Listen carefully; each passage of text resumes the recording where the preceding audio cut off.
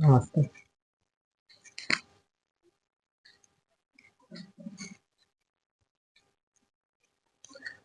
हम जो आज हम जो टॉपिक पर बात करने जा रहे हैं वो गवर्नर से रिलेटेड बात करने जा रहे हैं, जो कि कल ही सुप्रीम कोर्ट ने जो उनके निर्णयों में कहा है, जो गवर्नर है वो हेड ऑफ द स्टेट की तरह काम करता है और करना चाहिए।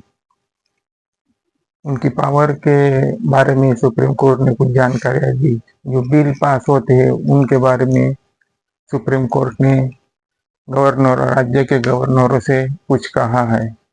तो आइए हम आज उसी पर चर्चा करेंगे। ये जो हम चैनल चला रहे हैं ना, ये जो चैनल चलाता है कंडक्ट करता है, ये करता है स्मृति शेष श्री अरुण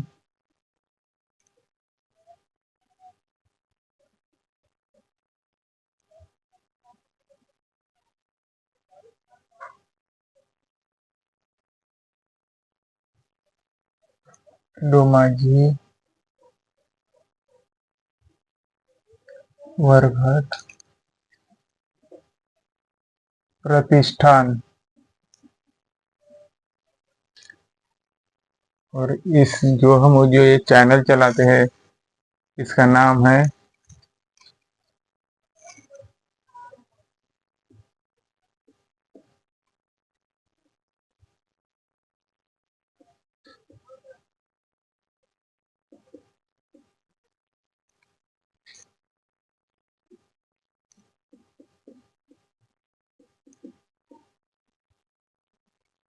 राहुल वर्घट 7/12। इस चैनल का नाम है, ध्यान में रखिएगा।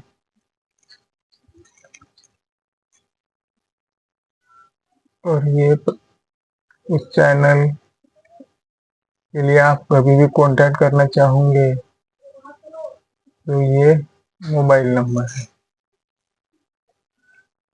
कल सुप्रीम कोर्ट ने बड़े ही तीखा रूप अपनाया था।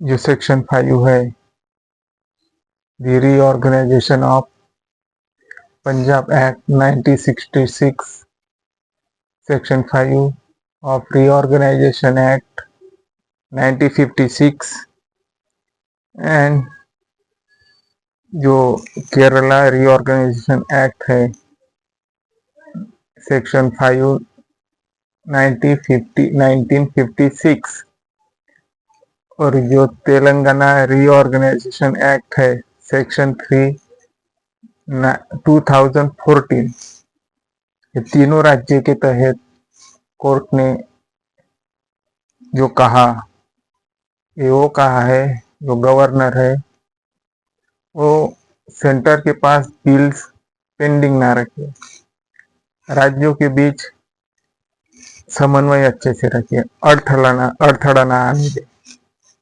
कामकाज अच्छे से हो, बिल अच्छे से पास हो। पर दुर्दैव की बात यह है, ये तीनों भी राज्य है, पंजाब, केरला और तेलंगाना, जो यहाँ के गवर्नर है वो बिल को अपहोल्डिंग रखते थे, राष्ट्रपति के बाद भेजते थे। ये रिजर्व करे, ये हम नहीं कह रहे हैं, ये सुप्रीम कोर्ट ने कल कह दिया है। तो जो बिल्स होते थे पास, तो तेलंगाना में ऐसे कहा कि कुछ बिल तो गवर्नर ही पास करते थे, जो कि तेलंगाना के गवर्नर है, पूर्व गवर्नर रह चुके हैं, सीपी राधाकृष्णन। कल ही उन्होंने शपथ ली और वो महाराष्ट्र के गवर्नर बन गए। जो आर्टिकल 153 एंड 154 है, राज्य की पावर के तहत राष्ट्रपति को संबोधित करती है। आर्टिकल 163 है, वो बाउंड होंगे राष्ट्रपति काउंसिल ऑफ मिनिस्टर से, परे ना जाए। जो कानून बनाएंगी वो लेजिस्लेटिव असेंबली होंगी, और गवर्नमेंट होंगी वो बिल पास करेंगे। वैसी तेलंगाना, केरला और पंजाब। मैं ये बताना चाहता हूँ, जो क्राइसिस हो रही है राज्यों और गवर्नरों के बीच, जहाँ पे जो बीजेपी के राज्य नहीं है ये वहां पर ही हो रहे हैं। बीजेपी के जो राज्य है वहां पे हो रहा है, नहीं हो रहा है, काम काज अच्छे से चल रहे हैं। तो इसका भी इफेक्ट ये गिरेगा, जो कि राज्य की जनता है वो बाधित हो जाएंगी। डीपीएसपी में जो प्रावधान दिए हैं उनका हनन हो जाएगा। Right to equality, right to freedom and right to religious, राज्य का हनन नहीं होनी चाहिए।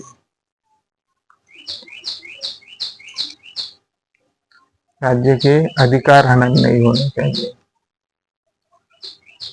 तो जो आर्टिकल, अभी मैं आपको पंजाब के महाराष्ट्र के बारे में बताता हूँ। कल ही महाराष्ट्र के गवर्नर 24वें सीवी राधाकृष्णन जी ने ओथ ली, और उन्होंने कहा कि जो ये आर्टिकल 159 के तहत जो मैं शपथ ले रहा हूँ, वो the name of the God solemnly offer, मैं ईश्वर की शपथ लेता हूँ और गंभीरता से प्रतिज्ञा करता हूँ कि मैं प्रिजर्व करूंगा, प्रोटेक्ट करूंगा और डिफेंड करूंगा इसको, well being of the people of Maharashtra.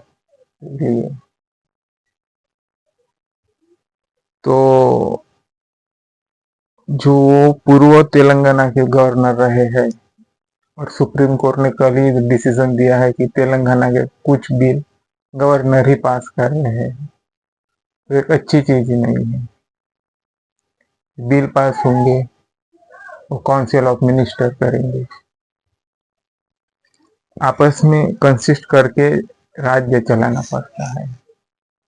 भेद मतलब ये कंट्रोवर्सी तो होनी ही चाहिए, पर अच्छी होनी चाहिए, अच्छी बिल पास होनी चाहिए।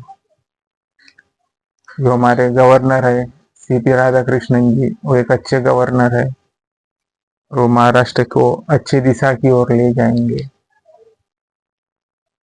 अभी जो बिल पास होंगे उसमें तो शायद कोई दिक्कत नहीं आएंगी, जबकि बीजेपी गवर्नमेंट है। अभी 24 के एंडिंग तक इलेक्शन है असेंबली के, तो जब इलेक्शन आती है, बीजेपी गवर्नमेंट आती है तो ठीक है, नहीं तो कांग्रेस, एनसीपी और उद्धव ठाकरे की जो सरकार बनेंगी वो आती है, तो फिर देखना पड़ेगा कि कितनी क्राइसिस हो सकती है और झेल सकती है। मैं एक और मजेदार बात कहना चाहता हूँ। जो बिल पास होते थे और रुकते थे और प्रेसिडेंट को भेजते थे, जो राज्य के गवर्नर पंजाब के, केरला के और तेलंगाना के, नॉन बीजेपी स्टेट है तो इसीलिए शायद ऐसी होता होगा, पर वो ये अच्छी भी चीज है, होनी भी चाहिए। बिल पास होते हैं तो इसका अर्थ ये है कि वो वन रूलर है, अपोजिशन चाहिए, कॉन्ट्राडिक्ट चाहिए। तो अभी महाराष्ट्र में एक बिल पास हुआ है, Maharashtra special public security bill 2024। ये बिल है ना, तो हमारे जो गवर्नर है सीपी राधाकृष्णन जी इसको अपहोल्ड करेंगे या नहीं करेंगे, राष्ट्रपति के लिए रिजर्व रखेंगे या नहीं रखेंगे, ये देखने लायक होंगी। क्योंकि ये जो बिल था बहुत न्यूज में रहता है, क्राइसिस में रहता है ये बिल, तो ऐसी बात है।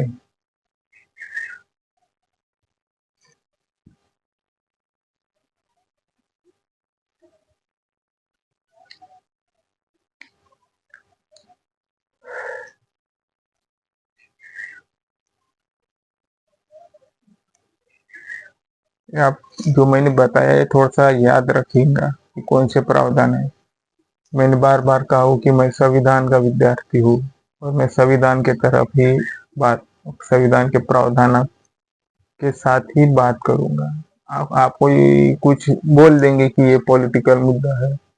नहीं, ये पॉलिटिकल मुद्दा नहीं है। ये गवर्नर है, ये जो गवर्नर है ना, ये आर्टिकल 153 के तहत कॉन्स्टिट्यूशनल इंस्टीट्यूशन बॉडी है। तो मेरा ये राइट है कि मैं कॉन्स्टिट्यूशनली बोलूं।